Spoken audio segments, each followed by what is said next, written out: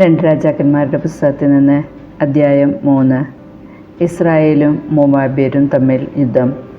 യൂദാ രാജാവായ യഹോഷാഫാത്തിൻ്റെ 18-ാം ഭരണവർഷം ആഹാബിൻ്റെ മകൻ യോറാം സമരിയായിൽ ഇസ്രായേൽ രാജാവായി.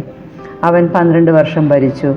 അവൻ കർത്താവിന് മുൻപിൽ തിന്മ പ്രവർത്തിച്ചു, എങ്കിലും മാതാപിതാക്കന്മാരെ പോലെ ആയിരുന്നില്ല. പിതാവുണ്ടാക്കിയ ബാൽ സ്തംഭം അവൻ എടുത്തു കളഞ്ഞു. നെബാത്തിൻ്റെ മകൻ ജെറോബോവാം ഇസ്രായേലിനെ കൊണ്ട് ചെയ്യിച്ച പാപം അവനും ആവർത്തിച്ചു. അതിൽ നിന്ന് പിന്മാറിയില്ല. മോവാബ് രാജാവായ മേഷായിക്ക് ധാരാളം ആടുകളുണ്ടായിരുന്നു. അവൻ ഇസ്രായേൽ രാജാവിന് 1,00,000 കുഞ്ഞാടുകളും 1,00,000 മുട്ടാടുകളുടെ രോമവും വർഷം തോറും കൊടുക്കേണ്ടിയിരുന്നു.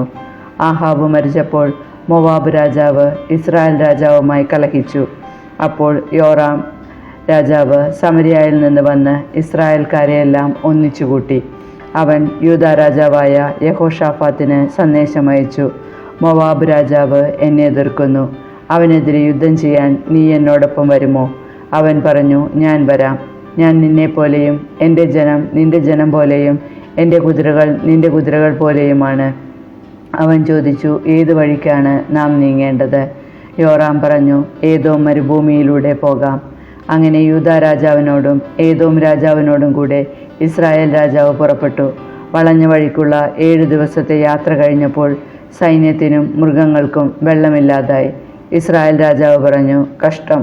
കർത്താവ് ഈ 3 രാജാക്കന്മാരെയും മോവാബ്യരുടെ കയ്യിൽ ഏൽപ്പിച്ചു കൊടുക്കാൻ വിളിച്ചിരിക്കുന്നല്ലോ. യഹോഷാഫാത്ത് ചോദിച്ചു: കർത്താവിൻ്റെ ഹിതമാരായേണ്ടതിന് അവിടുത്തെ ഒരു പ്രവാചകൻ ഇവിടെയില്ലേ?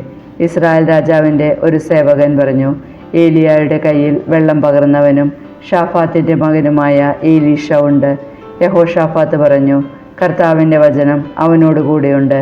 ഇസ്രായേൽ രാജാവും യഹോഷാഫാത്തും ഏതാം രാജാവും അവൻ്റെ അടുത്തേക്ക് പോയി. എലീഷ ഇസ്രായേൽ രാജാവിനോട് പറഞ്ഞു: നിനക്ക് എന്തിനാണ് എൻ്റെ സഹായം? നിന്റെ മാതാപിതാക്കന്മാരുടെ പ്രവാചകന്മാരെ സമീപിക്കൂ. എന്നാൽ ഇസ്രായേൽ രാജാവ് പ്രതിവചിച്ചു: ഇല്ല, ഈ 3 രാജാക്കന്മാരെ മോവാബ്യരുടെ കയ്യിൽ ഏൽപ്പിക്കേണ്ടതിന് വിളിച്ചിരിക്കുന്ന കർത്താവാണ്. എലീഷ പറഞ്ഞു: ഞാൻ സേവിക്കുന്ന സൈന്യങ്ങളുടെ കർത്താവാണ്.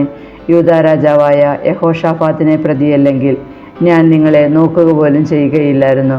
ഒരു ഗായകനെ എൻ്റെ അടുക്കൽ കൊണ്ടുവരിക. ഗായകൻ പാടിയപ്പോൾ കർത്താവിൻ്റെ ശക്തി എലീഷയുടെ മേൽ ആവസിച്ചു.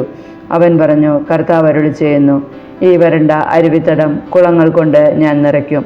കാറ്റോ മഴയോ ഉണ്ടാവുകയില്ല. അരുവിത്തടം ജലം കൊണ്ട് നിറയും. നീയും കാലിക്കൂട്ടവും മൃഗങ്ങളും അത് കുടിക്കും. കർത്താവിന് ഇത് നിസ്സാരമാണ്. അവിടുന്ന് മോവാബ്യരെ നിന്റെ കയ്യിൽ ഏൽപ്പിക്കുകയും ചെയ്യും. സുശക്ത നഗരങ്ങളും മുന്തിയ പട്ടണങ്ങളും നിങ്ങൾ അധീനമാക്കും. ഫലവൃക്ഷങ്ങൾ നിങ്ങൾ വെട്ടിവീഴ്ത്തും. നീരൊഴുക്കുകൾ തടയും. നല്ല നിലങ്ങൾ കല്ലുകൊണ്ട് മൂടും. പിറ്റേ ദിവസം പ്രഭാതബലിക്ക് സമയമായപ്പോൾ ഏദോം ദിക്കിൽ നിന്ന് വെള്ളം വന്ന് അവിടം നിറഞ്ഞു. തങ്ങൾക്കെതിരെ യുദ്ധം ചെയ്യാൻ രാജാക്കന്മാർ വന്നിരിക്കുന്നു എന്ന് കേട്ട് മോവാബ്യർ പ്രായഭേദമന്യേ യുദ്ധശേഷിയുള്ള എല്ലാവരെയും വിളിച്ചുകൂട്ടി അതിർത്തിയിൽ അണിനിരത്തി. മോവാബ്യർ രാവിലെ ഉണർന്നു നോക്കിയപ്പോൾ സൂര്യപ്രകാശത്തിൽ വെള്ളം തിളങ്ങുന്നത് കണ്ടു. അത് രക്തം പോലെ ചമന്നിരുന്നു. അവർ പറഞ്ഞു: ഇത് രക്തമാണ്. രാജാക്കന്മാർ യുദ്ധം ചെയ്ത് പരസ്പരം കൊന്നിരിക്കുന്നു. മോവാബ്യരെ നമുക്ക് കൊള്ളയടിക്കാം. മോവാബ്യർ ഇസ്രായേൽ പാളത്തിലെത്തിയപ്പോൾ ഇസ്രായേൽക്കാർ അവരെ തുരത്തി. ഓടിപ്പോയവരെ പിന്തുടർന്ന് കൊന്നു. അവർ നഗരങ്ങൾ തകർക്കുകയും നല്ല നിലങ്ങൾ കല്ലിട്ട് മൂടുകയും ചെയ്തു. നീരൊഴുക്കുകൾ തടഞ്ഞു. ഫലവൃക്ഷങ്ങൾ വെട്ടിവീഴ്ത്തി. അങ്ങനെ കീർഹരേസത്ത് കൽക്കൂമ്പരമായി.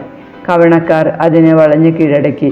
യുദ്ധം പ്രതികൂലമെന്ന് കണ്ട മോവാബ് രാജാവ് 700 ഖഡ്ഗധാരികളെയും കൊണ്ട് ഏദോം രാജാവിനെതിരെ കുതിച്ചു കയറാൻ നോക്കി. എന്നാൽ സാധിച്ചില്ല. കിരീടാവകാശിയായ മൂത്തപുത്രനെ അവൻ മതിലിന്മേൽ ദഹനബലിയായി സമർപ്പിച്ചു.